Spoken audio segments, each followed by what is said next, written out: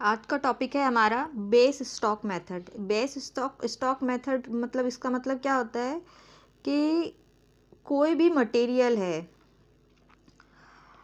और उसको जब स्टोर से इशू किया जाता है तो इस बात का ध्यान रखा जाता है कि एक मिनिमम लेवल उसका जो मटेरियल है उसका स्टोर में हमेशा बना करके रखा जाता है। इस चीज़ को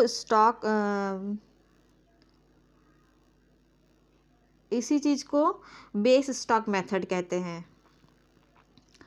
ये जो मिनिमम लेवल है इसको बना इस ये जो मेथड है ये सेपरेट अलग से कोई मेथड नहीं है। इसमें क्या होता है, हम फीफो लीफो या हीफो कोई भी मेथड यूज़ कर सकते हैं, पर जो स्पेसिफिक मटेरियल जो है जिसका एक लेवल तक स्टॉक बना करके रखना है उसको मेंटेन कैसे करते हैं हम इसमें देखते हैं। तो इसके लिए इसका जो एक इलस्ट्रेशन है, समझ लीजिए इसको। So the following information store laser के लिए जो इन्फॉर्मेशन दी है वो निम्न प्रकार है। 1 जनवरी को 2000 किलो मटेरियल ये रिसीव किया इसने 8 रुपये वाला, और 6 जनवरी को 600 किलो मटेरियल जो है इसने इशू किया। उसके बाद 10 जनवरी को 500 किलो मटेरियल इसने रिसीव किया है 10 रुपये वाला। 12 जनवरी को 600 किलो मटेरियल इसने इशू कर दिया है। फिर 15 जनवरी को 400 किलो मटेरियल इसने रिसीव किया है 9 रुपये वाला।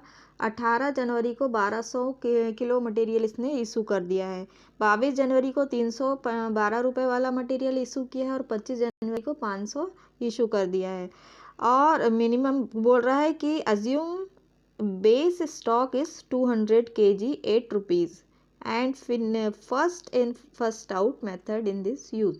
मतलब जो 8 रुपये वाला जो स्टॉक है हमारे पास में उसका कम से कम 200 किलो जो मटेरियल है उसका हमको बेस स्टॉक बना करके रखना है 8 रुपये वाले का। और इसमें हम यूज़ करना है first in and first out, जो पहले आई है वो पहले जाएगी। तो इसको बनाने के लिए हमने देखिए सबसे पहले 1 जनवरी को हमारे 2000 हमने क्वांटिटी रिसीव की 8 रुपये वाली 16,000 रुपये की। हमने कुछ भी इशू नहीं किया है तो बैलेंस हमारे पास में 2000 यूनिट 8 रुपये वाले 16,000 रुपये के।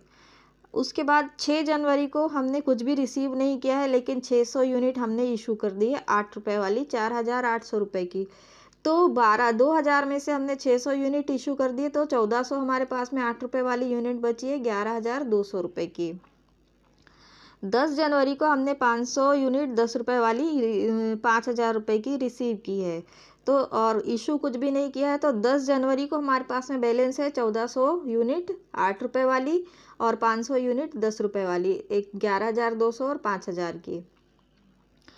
12 जनवरी को हमने कुछ भी रिसीव नहीं किया है, 600 यूनिट 8 रुपये वाली हमने इशू कर दी है। तो अब 1400 में से हमने 600 यूनिट इशू कर दी 8 रुपये वाली, तो हमारे पास में बची कितनी,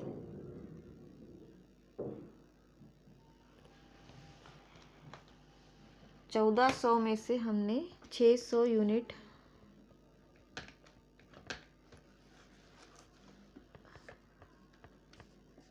इशू कर दी है तो हमारे पास में बची कितनी, 800 यूनिट बची है। 800 यूनिट 8 रुपये वाली 6400 रुपये की और 500 यूनिट 10 रुपये वाली 5,000 की। अब 15 जनवरी को हमने 400 यूनिट 9 रुपये वाली परचेज़ की, मतलब रिसीव की है 36,000 की, और इशू कुछ भी नहीं किया है। तो हमारे पास में बैलेंस कितना हो गया, 800 8 रुपये वाली, 500 10 रुपये वाली और 400 9 रुपये वाली। ये 6,400, 5,000 और 3,600। इसके बाद 18 जनवरी को हमने कुछ भी इशू नहीं किया, रिसीव नहीं किया है, लेकिन इशू कितना किया है, इशू किया है हमने 1200 यूनिट हमने इशू कर दी है। तो 600 यूनिट 8 रुपये वाली, हमारे पास में 800 यूनिट है 8 रुपये वाली, तो इसमें से 200 का स्टॉक हमको बना के रखना है, तो हम इसमें से सिर्फ 600 यूनिट ही इशू करेंगे। 600 यूनिट 8 रुपये वाली 4,800 की।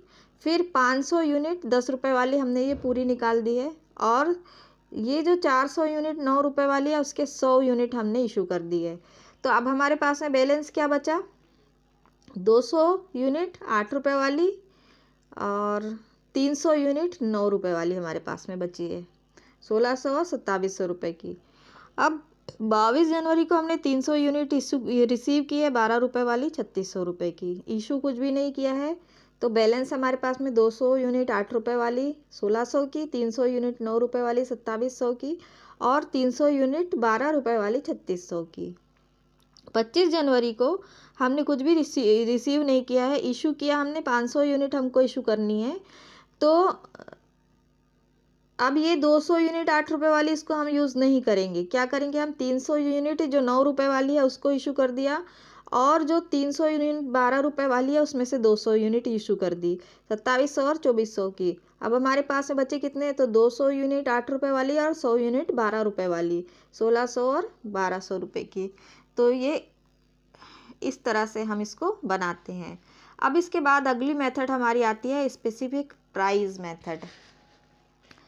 स्पेसिफिक प्राइस मेथड के अंतर्गत क्या होता है कि ये जो मेथड है इसमें किसी पर्टिकुलर जॉब या वर्क को करने के लिए स्पेशल मटेरियल बुलाया जाता है और उस मटेरियल को जब वो जॉब या वर्क ख़त्म हो जाता है तो किसी दूसरे जॉब या उसी तरह के किसी दूसरे जॉब या वर्क के लिए उसको इशू किया जा सकता है। अब ये जो मटेरियल है, ये जो मेथड है स्पेसिफिक प्राइस मेथड, इसके कुछ एडवांटेज और डिसएडवांटेजेस हैं। तो एडवांटेज क्या है, तो लेस कैलकुलेशन, मतलब हमको इसका कैलकुलेशन ज़्यादा नहीं करना पड़ता। दूसरा है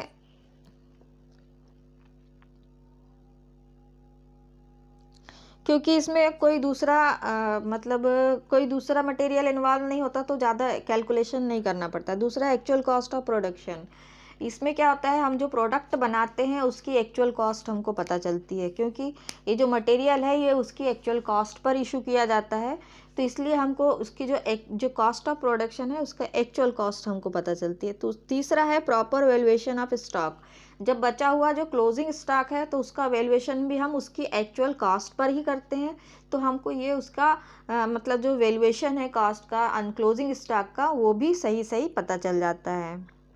इसके बाद आता है डिसएडवांटेजेस।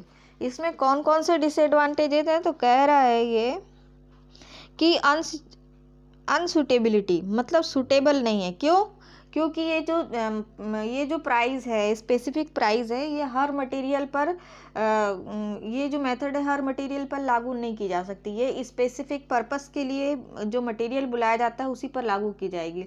जो हम रॉ मटेरियल जनरली प्रोडक्ट को बनाने के लिए बुलाते हैं तो उसकी जो वैल्यू है उसका जो वैल्यूएशन है उसकी जो मार्केट प्राइस है वो अलग अलग होती है, कभी कम कभी ज़्यादा फ्लक्चुएट होती रहती है। इसके बाद आता है प्रैक्टिकल प्रॉब्लम।